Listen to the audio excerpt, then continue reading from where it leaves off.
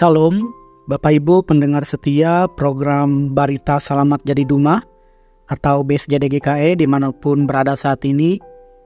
Saat ini saya akan membacakan renungan yang ditulis oleh Pendeta Oktolino Yonatan yang melayani di Calon Resort GKE Tanah Bumbu di Jemaat GKE Sebamban 2. Kenapa saya membacakan? Karena Pak Pendeta Okto sedang dalam keadaan sakit pada bagian tenggorokan, jadi beliau tidak bisa merekam BSJD pada saat ini. Karena itu saya yang akan menggantikan. Saya Pikaris Harsopenda dari Resort Pahandut Palangkaraya Hilir. Baik Bapak Ibu, pendengar setia BSJD GKE dimanapun berada, sebelum kita membaca dan juga merenungkan firman Tuhan bersama-sama, mari kita bersatu hati di dalam doa. Kita berdoa. Segala syukur terima kasih hanya bagi Engkau ya Tuhan, sebab Engkau telah memberi kami berkat, sehingga hari ini kami memiliki kesempatan untuk membaca dan merenungkan firman-Mu.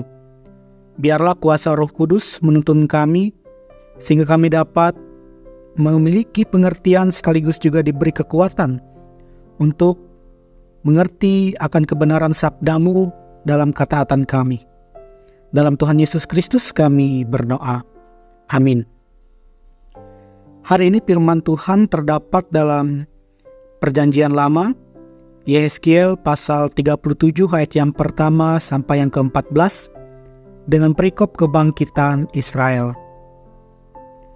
Lalu kekuasaan Tuhan meliputi aku dan Ia membawa aku keluar dengan perantaraan Roh-Nya dan menempatkan aku di tengah-tengah lembah, dan lembah ini penuh dengan tulang-tulang.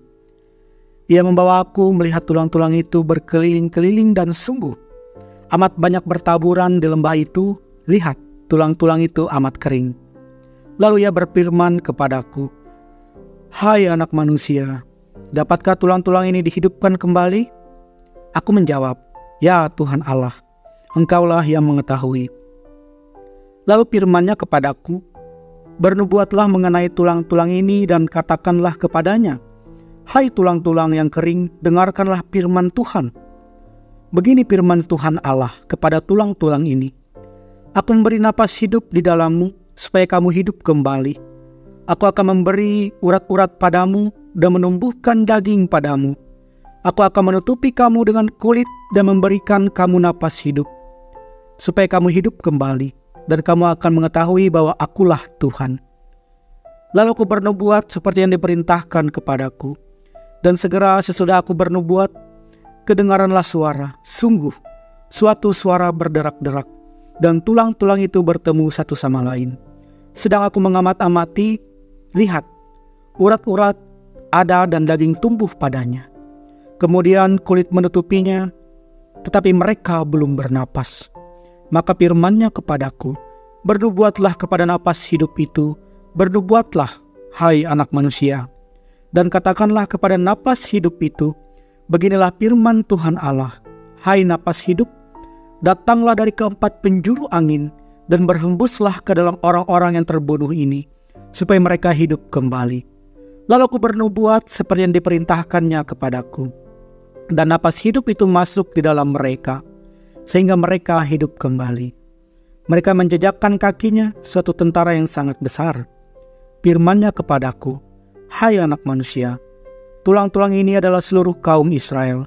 Sungguh, mereka sendiri mengatakan, tulang-tulang kami sudah kering, dan pengharapan kami sudah lenyap. Kami sudah hilang. Oleh sebab itu bernubuatlah dan katakanlah kepada mereka, beginilah firman Tuhan Allah. Sungguh, aku membuka kubur-kuburmu dan membangkitkan kamu, hai umatku, dari dalamnya, dan aku akan membawa kamu ke tanah Israel. Dan kamu akan mengetahui bahwa Akulah Tuhan, pada saat aku membuka kubur-kuburmu dan membangkitkan kamu, hai umatku, dari dalamnya. Aku akan memberikan Roh-Ku ke dalammu, sehingga kamu hidup kembali, dan aku akan membiarkan kamu tinggal di tanahmu. Dan kamu akan mengetahui bahwa Aku, Tuhan, yang mengatakannya dan membuatnya. Demikianlah firman Tuhan. Berbahagialah orang yang mendengarkan firman Tuhan dan yang memeliharanya. Amin. Bapak Ibu Sobat BSJD yang dikasihi Tuhan, dalam Yehezkiel pasal 37 ini menceritakan tentang penglihatan Nabi Yehezkiel oleh Roh Kudus Allah di tengah-tengah lembah. Dan lembah itu bukanlah lembah biasa, melainkan lembah yang penuh dengan tulang belulang yang kering. Ada banyak tulang manusia yang kering kerontang yang berada di lembah itu. Dapat kita bayangkan betapa mengerikannya pemandangan yang dilihat oleh Nabi Yehezkiel pada waktu itu. Tuhan bertanya serta memerintahkan Yehezkiel untuk bernubuat, untuk berkata-kata dengan penuh kuasa agar tulang-tulang yang kering itu dapat hidup kembali. Nabi Yehezkiel pun bernubuat. Nubuat yang pertama, tulang-tulang itu kembali ke posisi masing-masing menjadi susunan kerangka tengkorak yang lengkap, utuh dan komplit, tanpa satu tulang pun yang tertinggal. Lalu kemudian dari tengkorak yang utuh itu tumbuh urat, tumbuh daging, tumbuh otot, dan seterusnya. Tetapi mereka belum menjadi manusia yang hidup. Tulang-tulang yang kering itu punya urat, otot, daging, kulit, tetapi belum memiliki kehidupan. Maka nubuatan yang kedua, Nabi Yehezkiel diperintahkan untuk bernubuat agar tubuh-tubuh yang belum hidup tadi, yang masih berupa jasad, agar hidup kembali.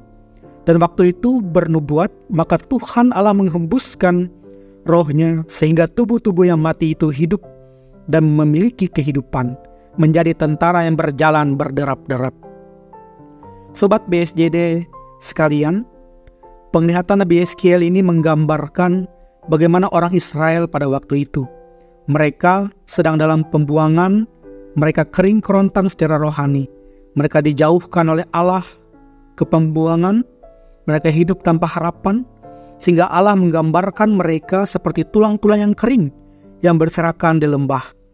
Namun Tuhan mengasihi bangsa ini. Tuhan memanggil kembali mereka dan menjadikan mereka sebagai bangsa yang berdaulat di negeri mereka sendiri. Hal ini digambarkan dengan Allah yang memberikan rohnya kepada mereka, sehingga mereka menjadi manusia yang utuh, yaitu memiliki kehidupan.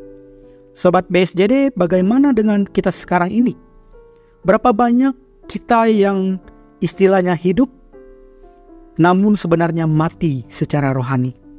Secara fisik hidup, namun di dalam diri kosong, kering kerontang, harapan hilang dan lenyap, semangat pupus. Melalui sabda Tuhan saat ini, kita diteguhkan kembali ketika Roh Kudus ada di dalam diri kita orang percaya.